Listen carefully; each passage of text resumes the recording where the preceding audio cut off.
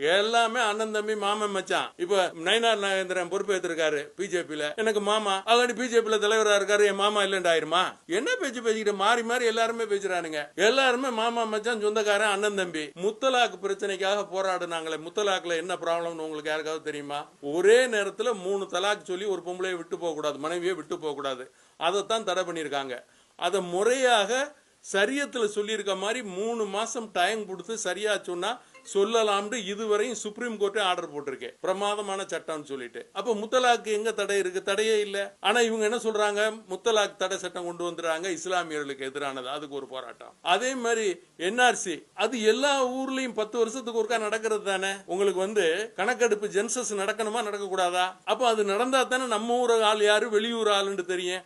அதுக்கு எதிர்ப்பு தெரிவிக்கிறாங்க. பாய்ங்கள எல்லாம் எப்படி பாய்ங்கள எல்லாம் இங்க பிறந்தவன், என்ன வெளிநாட்டுல இருந்து வந்து இங்க குடியேறினவனா? எல்லாம் சுப்பனும் குப்பனும் முனுசாமி குப்புசாமியும் தான் கிறிஸ்தவனா மாறி இருக்கான், இஸ்லாமனா மாறி. என்னுடைய முன்னோர்கள் அதானே, எல்லாமே இந்துக்கள் தானே. அன்னைக்கு இந்து, இன்னைக்கு முஸ்லீம்.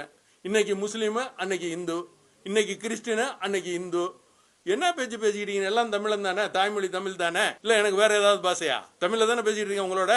அப்ப இதெல்லாம் தெரியாம முஸ்லீம்களை பாய், எவன் பாய் இங்க, எவன் பாய், எந்த ஊர் பாய், பத்தமட பாயா பிரிச்சு படுக்கிறதுக்கு?